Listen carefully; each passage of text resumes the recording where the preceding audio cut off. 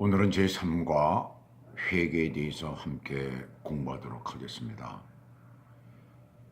하나님을 믿는 신앙을 갖는다는 것은 먼저 죄에서 구원받는 것이에요.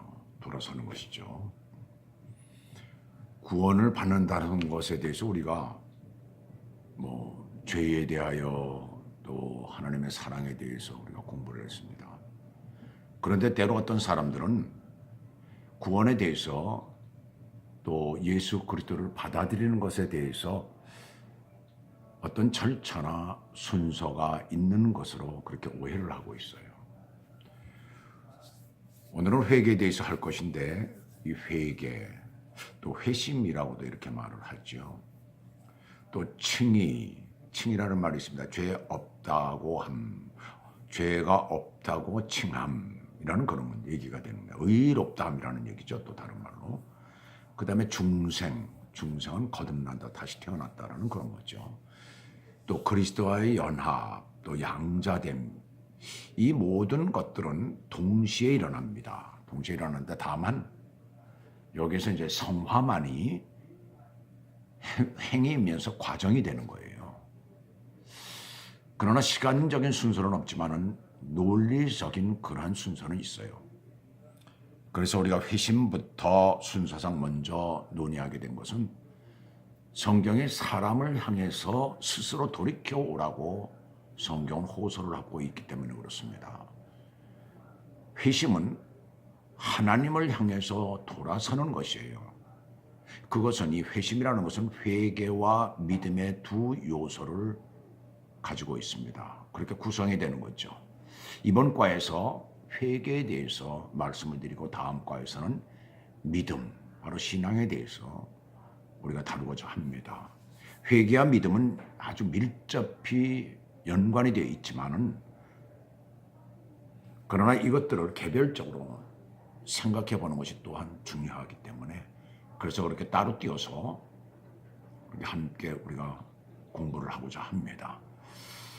자, 제3과 이 회개. 하나님께서는 당신에 대해서 오래 참으사 멸망치 않고 회개하기에 이르기를 원하십니다. 우리가 성경 베드로후서 3장에 보시게 되면 그 말씀이 나오고 또 마가복음 1장 15절에 보시게 되면 그래서 하나님께서는 선지자들을 보내서 회개하고 복음을 믿으라고 이렇게 하셨다는 거예요. 회개는 당신이 범한 죄로 인해 가책을 받고 그것을 후회할 뿐만 아니라 죄로부터 돌아서는 것을 회개라고 합니다. 사람은 자기 자신으로는 하나님께 돌아올 수도 없으며 회개할 수도 없고 믿을 수도 없어요. 선행적인, 그러니까 우리가 회개하기 전에 먼저 하나님의 은혜가 와야 된다는 얘기죠. 그래서 선행적 은혜가 사람으로 하여금 할 수 있게 만드는 유일한 그런 일은 인간이 돌아서기 위해서 하나님께 부르짖고 찾는 일입니다. 그런데 이것마저도 우리의 힘으로는 안 된다는 거예요. 하나님의 선행적인 은혜가 있어야 된다는 얘기입니다. 인간이 이런 일을 그러니까 우리가 그러니까 하나님의 은혜가 하나님이 우리를 부르심에 그 역사가 우리 가운데 일어나게 될 때에 그때 우리가 할 수 있는 일이 있어요. 그것을 예레미야서 31장 18절과 또 시편 85편 4절에서는 말씀하고 있습니다. 뭐라고 말씀하고 있느냐면 사람이 하나님을 불러 찾으면 하나님께서는 그에게 진정된 회개와 신앙을 주신다는 그런 말씀이 나오고 있어요. 그래서 우리 스스로 우리의 힘으로는 하나님 앞에 그 누구도 나아갈 수가 없는 것입니다. 먼저 하나님의 선행적인 은혜, 하나님의 부르심이 있어야 된다는 얘기예요. 우리 자신은 그것이 왜 그런 역사가 내 안에서 이루어지고 있는지 알 수가 없어요. 내가 스스로 내가 내 힘으로 나갔다라고 얘기를 하지만 아닙니다. 우리가 모르는 사이에 하나님께서 우리 안에 들어오시고 그리고 우리 가운데서 역사하시기 때문에 우리가 하나님을 찾을 마음이 생기는 거예요. 그래서 우리가 부르짖어 하나님을 찾을 때에 하나님은 그 가운데 역사하시게 되고 또 뭐예요? 우리에게 믿음을 주신다는 그런 얘기입니다. 그래서 회개도 그런 과정에서 이루어지는 거죠. 자, 왜 회개해야 될까? 성경은 우리에게 그것을 물어보죠. 그 이유를 말해줍니다. 마태복음 3장 2절에 회개하라 천국이 가까웠느니라. 바로 너에게 천국이 가까이 왔다라는 것이에요. 천국이 지금 당장 하늘나라가 내게 오는 건 아니잖아요. 우린 보통 생각할 때 죽으면서 우리가 죽어서 올라가는 것 천국, 그것을 천국으로만 생각을 하잖아요. 그런데 예수 믿고 구원받은 사람은 그 천국을 이 땅에서도 누리게 되는 것입니다. 이 땅에서도 누릴 뿐만 아니라 우리가 죽게 되면 올라가는 그 천국, 그 천국에서도 영원히 누리게 된다는 것이죠. 자, 그래서 회개하라 천국에 너에게 바로 천국에 가까워졌다는 것이죠. 또 누가복음 13장 5절에 보시게 되면 너에게 이르노니 아니라 너희도 만일 회개치 아니하면 다 이와 같이 망하리라. 망하리라. 그렇게 말씀하고 있습니다. 또 바울이, 사도 바울이라는 사람이 있었는데 그 사도 바울이 우리 기독교 역사에서는 가장 최고의 정말 예수님의 제자요, 예수님의 보내신 자요, 말씀을 전하는 그런 선지자라고 말을 할 수가 있습니다. 그 사도 바울이라고 우리는 부르죠. 그 사도 바울이 아덴에서 아레오바고로 가가지고 아덴 사람들을 상대로 말씀을 전하면서 이렇게 말을 했어요. 사도행전 17장 30절에 보시게 되면 알지도 못하던 시대는 하나님의 허물지 아니하셨거니와 이제는 어디든지 사람을 다 미움하사 회개하라 하셨으니 라고 했어요.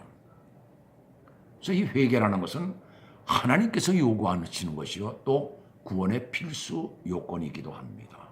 회개하지 아니하고는 구원이 그 사람에게 이루어지지 않는다는 것을 우리는 꼭 명심해야 됩니다. 그렇다면 어떻게 회개해야 될까요? 요한일서 1장 9절에 보시게 되면 만일 우리가 우리 죄를 자백하면 저는 미쁘시고 의로우사 우리 죄를 사하시며 그랬어요. 우리 죄를 자백하면 우리 죄를 갖다가 자백하라는 얘기입니다. 또 마태복음 21장 30절에는 어떤 사람이 두 아들이 있는데 포도원에 가서 해야 될 일이 있으니까 해라 라고 했더니 맏아들은 네 가겠습니다 라고 우선 안 갔어요. 근데 둘째 아들은 나는 싫어요. 그러다가 마음을 돌이켜서 갔습니다. 자, 뉘우치고 갔다는 얘기죠. 한마디로 뉘우치고서 갔습니다.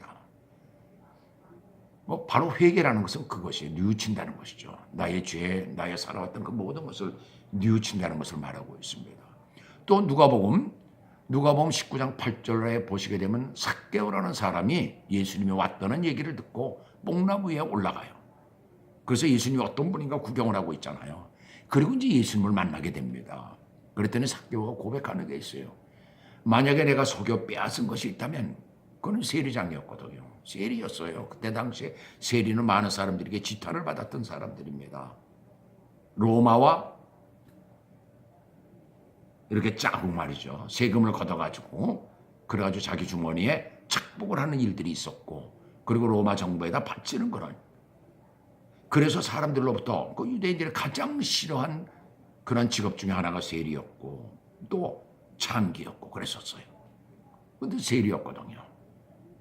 그래서 예수님을 만난 후에 뭐라고 합니까? 속여 빼앗은 일이 있으면 내가 네 갑절이나 갚겠나이다 라는 것입니다. 갚는 것이지요.